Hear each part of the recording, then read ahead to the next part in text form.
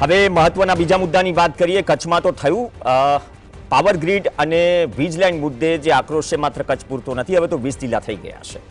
12 તારીખે કિસાન સંઘ તંબુ તાણશે ગાંધીનગરમાં, પણ એ પહેલા કચ્છમાં કામ રોકાયું તો સુરેન્દ્રનગર, મોરબી, રાજકોટ, જામનગર, બાકી જે અન્ય જિલ્લાઓ છે ત્યાં મિટિંગોનો દોર છે। નારાજગી જમીન પર દેખાઈ રહી છે અને મૂળ મુદ્દો એ છે કે જ્યારે હળવદ અને સુરેન્દ્રનગરના દ્રશ્યો છે, કોંઢ ગામ છે ધ્રાંગધ્રા તાલુકાનું, ત્યાં સીધો આક્ષેપ એ છે કે પોલીસ પ્રોટેક્શન સાથે જે દાદાગીરી થઈ રહી છે અને વળતર અમને ઓછું મળી રહ્યું છે।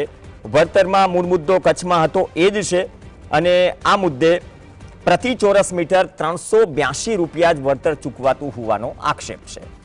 તો બાકી બધા જે સભાઓ મળી રહી છે, આ કોઈ રાજકીય સભાઓ નથી, પણ જે અસરગ્રસ્ત ગામો છે તે લોકો ભેગા થઈ રહ્યા છે કે આ નિવેડો આવે કઈ રીતે, કેમ કે તેઓ કહી રહ્યા છે કે હળવદમાં 989 રૂપિયા પ્રતિ ચોરસ મીટર વળતર મળી રહ્યું છે, તો અહીંયા 382 રૂપિયા કેમ કે હેવી વીજ લાઇન છે।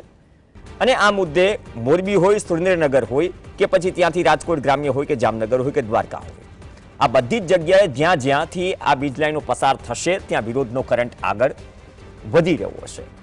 અને જ્યારે કચ્છમાં કામગીરી અટકી છે તો સૌથી મોટો સવાલ એ છે કે જે કિસાન સંઘ કે અન્ય લોકો કે પીડિતો માંગ કરી રહ્યા છે કે તમે ટેલિગ્રાફ એક્ટ મુજબ જે નોટિસો આપો છો, શરૂઆતમાં ઘણા બધા કલેક્ટરોએ આપી, તો એક પોલિસી નક્કી કરવામાં આવે।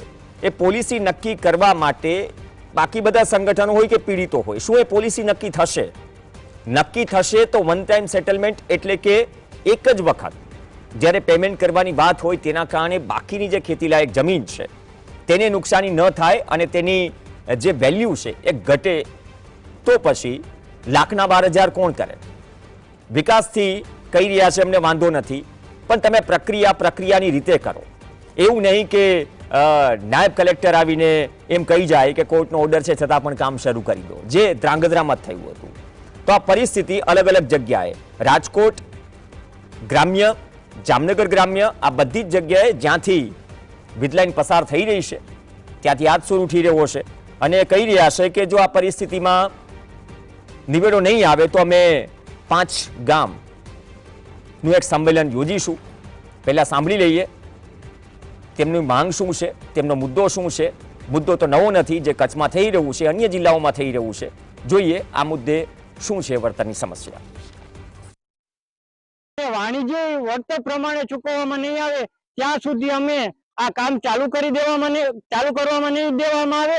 અને અત્યારે એક ખેડૂતોને ધમકી ભર્યો ફોન આવ્યો છે કંપની દ્વારા કે અમે તાત્કાલિક આવીએ છીએ અને કામ ચાલુ કરીએ છીએ, તો અમે આ મીડિયાના માધ્યમથી કલેક્ટરશ્રીને જણાવીએ છીએ કે તાત્કાલિક ધોરણે આ કામ રોકવામાં આવે।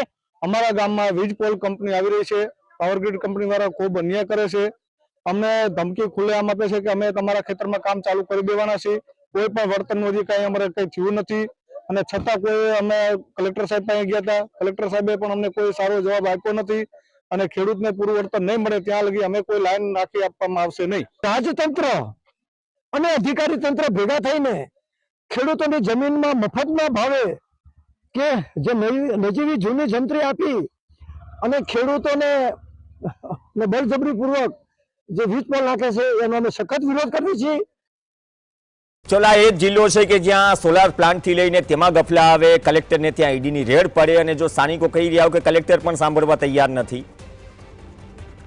ગોચર ખરાબા અને ખનીજ માફિયાઓનો સૌથી મોટો પ્રશ્ન આ જિલ્લામાં હોય, તો હવે ઉપરથી જ્યારે વીજ કરંટ આવશે તેમાં વિરોધનો સૂર જોડાયો છે, તો પોલિસી તો નક્કી થાય ત્યારે થાય, પણ ત્યાં સુધી શું કામ અટકશે? કચ્છમાં તો અટકી ગયું અને આ મુદ્દો કદાચ સમય સાથે જ્યાં જ્યાંથી થાંભલા પસાર થઈ રહ્યા છે, વીજ લાઇન પસાર થઈ રહી છે, ત્યાંથી વિરોધનો કરંટ પણ પસાર થઈ રહ્યો છે। કદાચ આમાં પણ જે અન્ય કલેક્ટરોએ કર્યું એ બોધપાઠ સુરેન્દ્રનગર કે અસરગ્રસ્ત જિલ્લાઓના અન્ય કલેક્ટરો માટે પણ કે આવનાર સમયમાં ફરીથી મધ્યસ્થી ન કરવી પડે।